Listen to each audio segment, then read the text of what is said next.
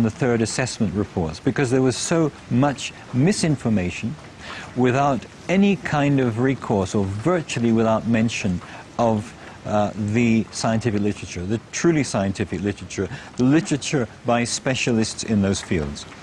In a letter to the Wall Street Journal, Professor Frederick Seitz, former president of America's National Academy of Sciences, revealed that IPCC officials had censored the comments of scientists. He said that this report is not the version that was approved by the contributing scientists. At least 15 key sections of the science chapter had been deleted. These included statements like, none of the studies cited has shown clear evidence that we can attribute climate changes to increases in greenhouse gases. No study to date has positively attributed all or part of the observed climate changes to man-made causes. Professor Seitz concluded, I have never witnessed a more disturbing corruption of the peer review process than the events that led to this IPCC report. In its reply, the IPCC did not deny making these deletions, but it said there was no dishonesty or bias in the report and that uncertainties about the cause of global warming had been included. The changes had been made, it said, in response to comments from governments, individual scientists and non-governmental organizations. When I resigned from the IPCC, I thought that was the end of it. But when I saw the final draft, my name was still there, so I asked for it to be removed. Well, they told me that I had contributed, so it would remain there. So I said, no, I haven't contributed, because they haven't listened to anything I've said. So in the end, it was quite a battle. But finally, I threatened legal action against them, and they removed my name. And I think this happens a great deal. Those people who are specialists but don't agree with the polemic and resign, and there have been a number that I know of, they are simply put on the author list and become part of this 2,500 of the world's top scientists. Research relating to man-made global warming is now one of the best-funded areas of science. The US government alone spends more than $4 billion a year. According to NASA climatologist Roy Spencer, scientists who speak out against man-made global warming have a lot to lose. It's generally harder to get research proposals funded because of the stands that we've taken publicly. And you'll find very few of us that are willing to take a public stand because it does cut into their research funding. It is a common prejudice that scientists who do not agree with the theory of man-made global warming must be being paid by private industry to tell lies. I get it all the time. You must be in the pay of the multinationals. Sadly, like most of the scientists you'll talk to, I haven't seen a penny from the multinationals. I'm always accused of being paid by the oil and gas companies. I've never received a nickel from the oil and gas companies.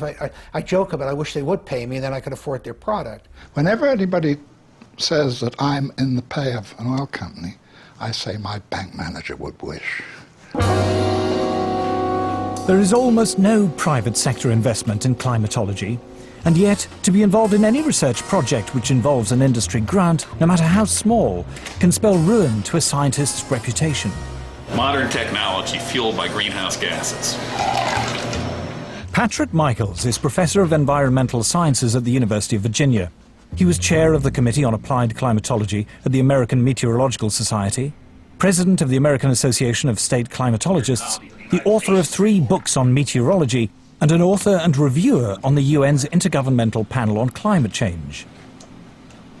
But when he conducted research which was part funded by the coal industry, he found himself among those under attack from climate campaigners. British-based corporations are some of the worst climate criminals on the planet. Shell is based in the UK, right here in London. We have the right and the duty to take it back into public ownership, dismantle it, break it up, and send its managers to rehabilitation training. But reasoned debate is not the only casualty in the global warming alarm. As international public policy bears down on industrial emissions of carbon dioxide, the developing world is coming under intense pressure not to develop. I'm no expert on climate change, I'm no scientist, and what I'm going to say next is a great big turn-off. It's just that. Turn it off! Anything you don't need, you're not using it, it's easier than you think to make a difference. Delegates from around the world are flying into Nairobi for a conference sponsored by the UN to talk about global warming. Civil servants, professional NGO campaigners, carbon offset fund managers, environmental journalists and others will discuss every aspect of man-made climate change, from how to promote solar panels in Africa to the relationship between global warming and sexism. The conference lasts 10 days. The number of delegates exceeds 6,000. The billions of dollars invested in climate science means there is a huge constituency of people dependent upon those dollars. And they will want to see that carry forward. It happens in any bureaucracy. Where I live, we have a local council global warming officer. There's a huge tail out there of people who have, in one way or another, been recruited to join this particular bandwagon. Anybody who stands up and says, hey, wait a minute, let's look at this coolly and rationally and carefully and see actually how much merit, how much this stands up, they will be ostracized.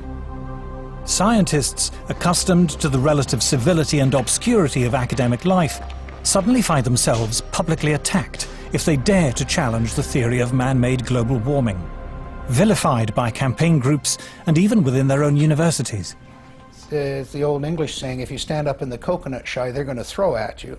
So I understand that there's going to be some of that, but it gets pretty difficult and pretty nasty and very personal.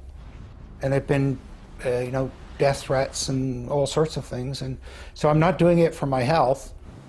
These days, if you are skeptical about the litany around climate change, you're suddenly like as if you're a Holocaust denier. The environmental movement, really, it is a political activist movement, and they have become hugely influential at a global level. And every politician is aware of that today. Whether you're on the left, in the middle, or the right, you have to pay homage to the environment. In the past month, the global warming campaign has won a great victory. The United States government, once a bastion of resistance, has succumbed. George Bush is now an ally. Western governments have now embraced the need for international agreements to restrain industrial production in the developed and developing world. But at what cost? Paul Driesen is a former environmental campaigner. My big concern with global warming is that the policies being pushed to supposedly prevent global warming are having a disastrous effect on the world's poorest people. Global warming campaigners say it does no harm to be on the safe side, even if the theory of man-made